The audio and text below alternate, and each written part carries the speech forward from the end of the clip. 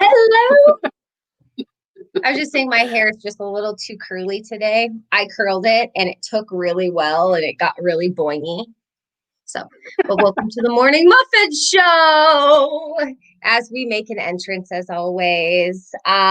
Okay, your morning carbo load of real estate. I don't feel like singing. Good morning, Jen. Good morning. You don't feel like singing today? That's okay. You don't have to sing today. You don't have to sing any day. It's all right. Don't. It's all right. How was your weekend? It was good. It felt long, surprisingly. But my husband was grumpy all weekend. It was like he was like a moody teenager. You Oh know my gosh, how yeah. You're outing him. well it happens. He just got back from this big vacation and I think he has like post-vacation blues. Have you ever had that? I'm sure I have. I'm sure. Yeah. Yeah. I don't recall specifics, but Or, I know like men are supposed to have PMS too. Like they go through like hormonal mood swings, maybe. I don't know, but it's not that bad. I'm just he's giving not, him he's not going to like this show today. he's not gonna like it at all because it's minimalism. We are talking about minimalism today. Yeah. We are. And my husband's a guy that he keeps everything and he's unorganized. So if he can't find something, he'll just buy it again. And then I'm like, why do we have two of these? Yeah, I've been known to do that because I can't find something.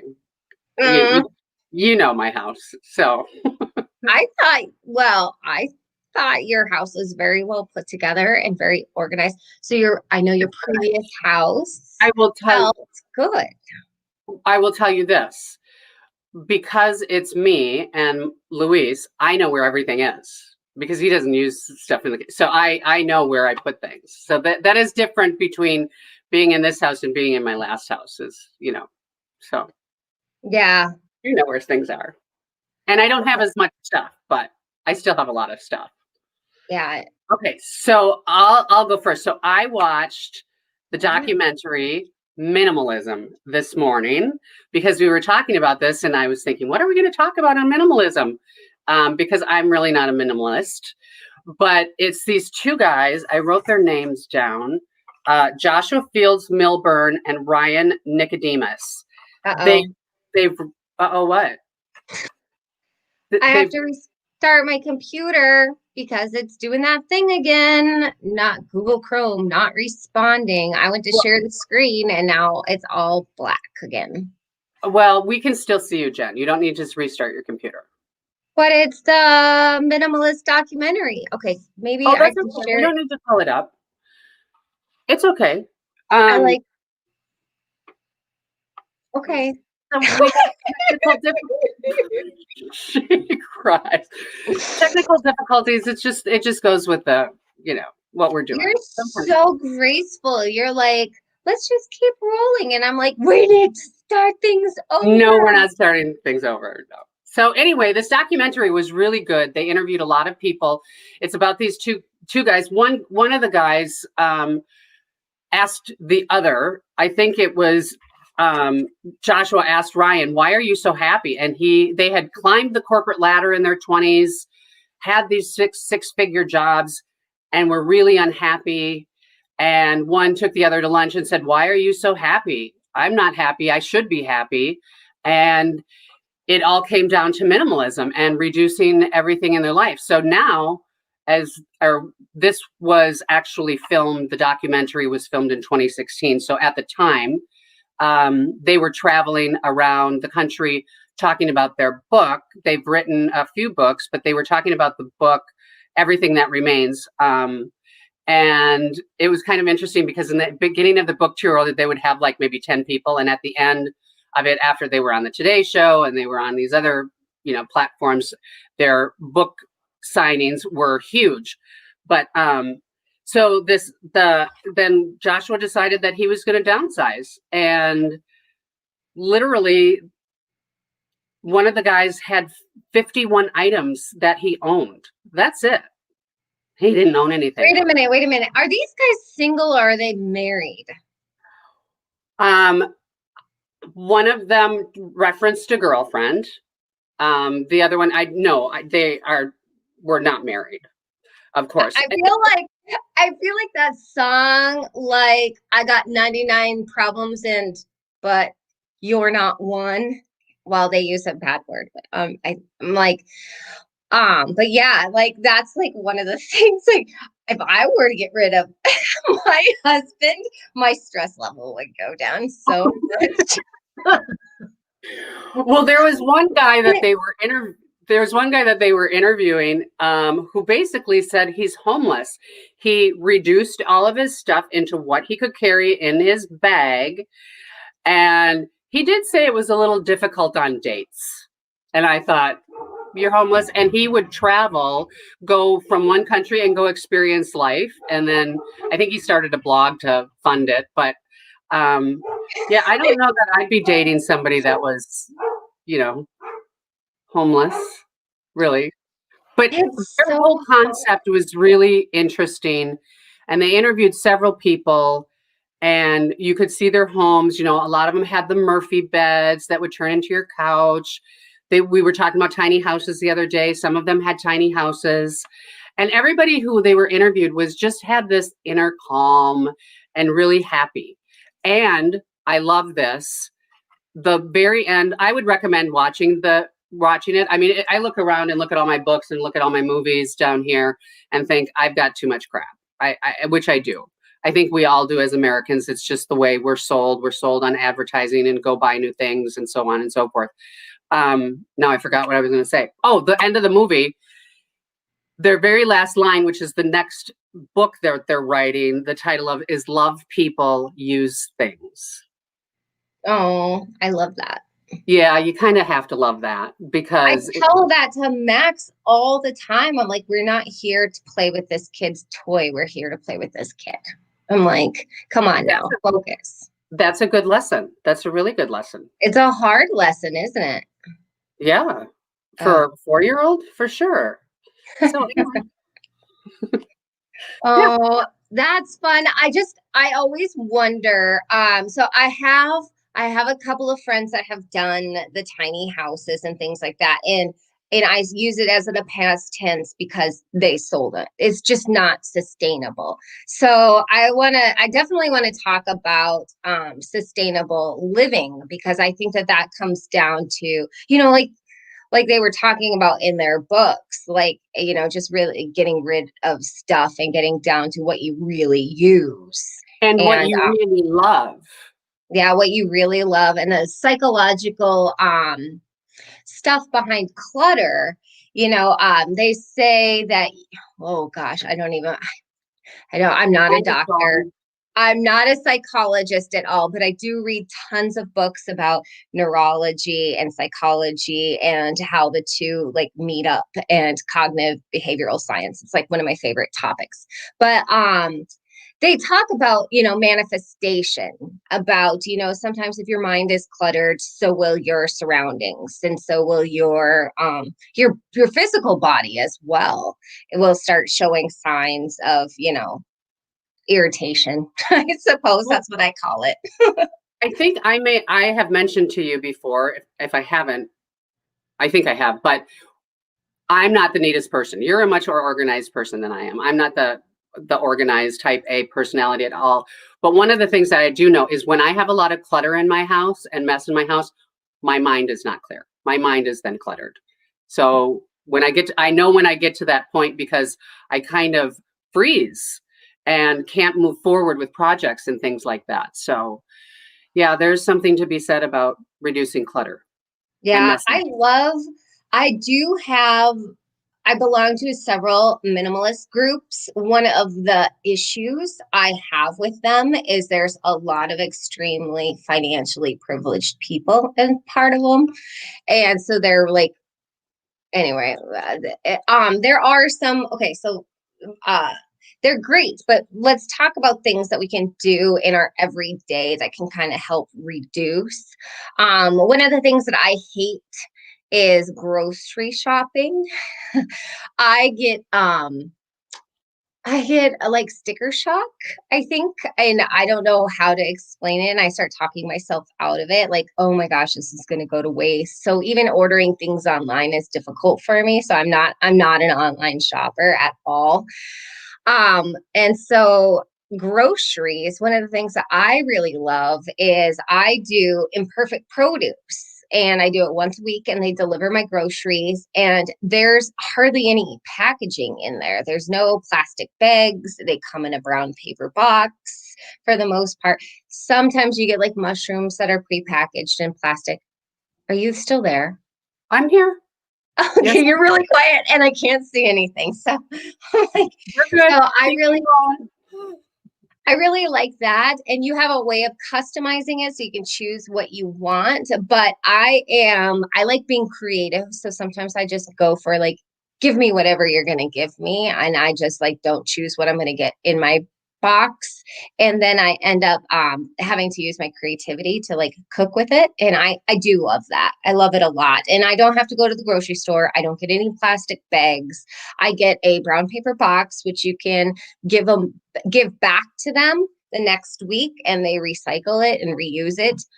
The other thing that Imperfect Produce does that I was talking to my friend on Saturday night about is every third weekend of the month, Imperfect Produce goes through their warehouse and cleans it up and gives it away. And so my friend comes and picks up all the extras and drops it off at a bunch of local charities and shelters. And Oh, that's nice. I know she actually asked me for help. So I'm going to start doing that next month, every third Saturday. Well, and if anybody doesn't know, I used to get Imperfect Produce. If anybody doesn't know what it is, it's just a company that delivers produce that otherwise would have been thrown out and can't be sold in the grocery stores. Because And it's got the bad word. It's the U word. We don't say it in my house. Ugly. That's a ugly. bad Oh, word. I didn't know what word you were going to use. It's a bad word in my house. We don't say the word ugly. Sorry, I have to adjust my big giant ball that I'm on. Yeah. So it's ugly foods, essentially. But there's nothing wrong with it. It's all There's nothing wrong with it. Sometimes they change packaging. They have snacks. It's not just produce. It's, they have other packaged items as well, drinks, coffee, organic coffee beans, things like that. Okay, awesome. now the last one, or one of them that I want to talk about that is really popular with a lot of people, and this started this time last year, was Tidying Up with Marie Kondo. She had a book, and then it turned into a Netflix series, and it's adorable. But it basically talks about like her giant phrase is, the sparks joy. Do you know about that? To keep what sparks joy. Yeah, you just hold something and if it makes you feel good, you keep it. But if you hold it and like nothing, or you're like, yeah, no, then you got to toss it. Oh, that's a good thing. It is That a would good be thing. a good way of getting rid of stuff. After I watched this movie this morning, I looked at all my cookbooks because I have about You 50 do have years. a lot of cookbooks. I have so many cookbooks, and I thought I pared them down. I've pared them down, believe it or not. But I am so impressed with people that can cook from a recipe because I look at, okay, one of the things like sticker shock, I start looking at it, a recipe that has like more than 5 ingredients, and I'm like, but that's I'm like, okay. no. And you can, cooking basic food is usually sometimes the best food. You're just so flattering. Thank you. You're welcome. Um, yeah, I do the paper bag method. I talk about this a lot in my minimalist group. Is I have a paper bag in each room, like from groceries, and whatever doesn't fit, like my son, because he's 4 and he grows out of something like literally the next day or right after I wash it. It hits the brown paper bag, and once the bag is full, mommy takes it to her car and it disappears off to the donation site. I have one in my room, but honestly, I don't have anything that really gets donated anymore because I a lot of it like has already gone, but I also don't buy anything anymore now that I'm a mom. I don't think I remember the last time I bought myself clothes. I know you've mentioned that before.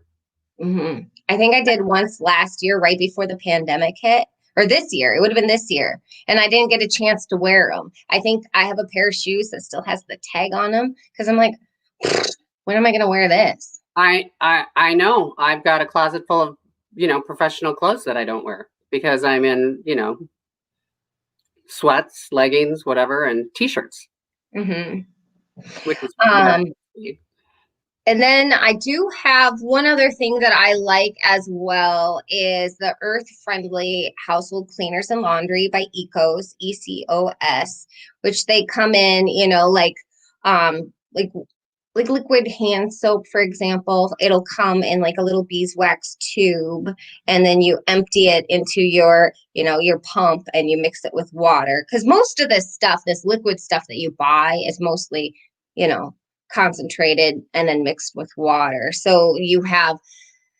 laundry pods, dishwasher soap, things like that, that are a little bit more friendly. But they don't have any of the packaging. They come in, sometimes they come in those milk cartons, those paper milk cartons that are recyclable and things like that. But it's like really turning away for the things that have packaging is like a real minimalist movement as well, because if you can't reduce, reuse, or recycle it, what's the point of having it anymore?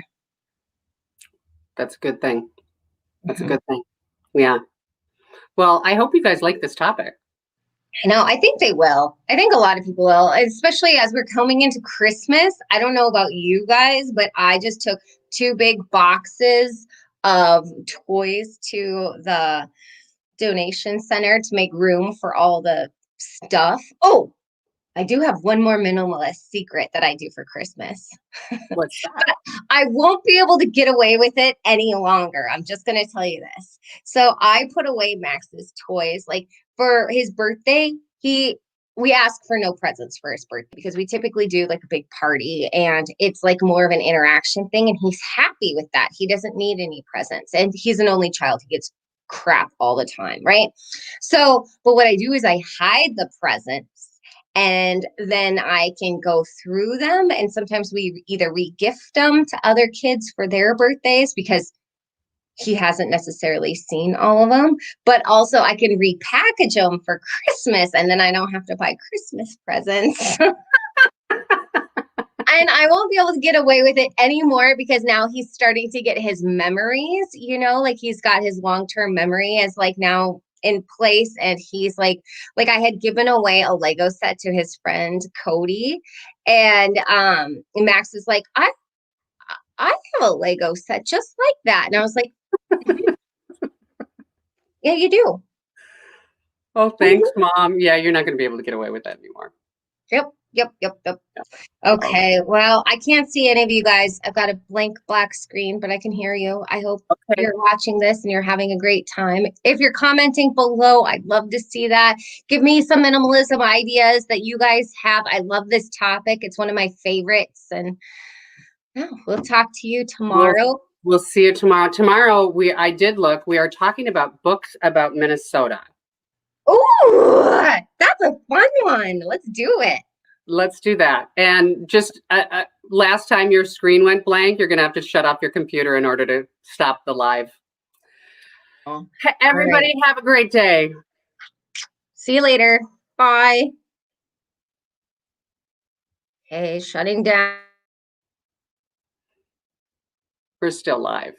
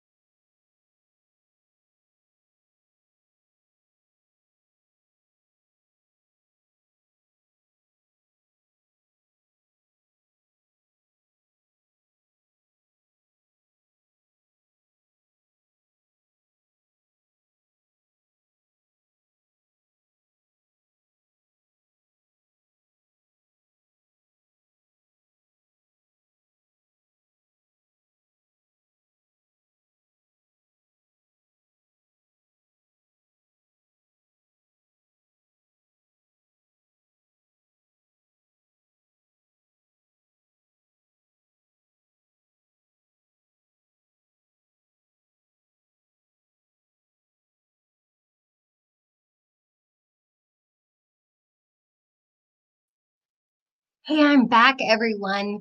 So I'm turning this off, but I just want to tell you that I'm so glad everybody's watching. And if you guys have a chance to suggest a topic, please do.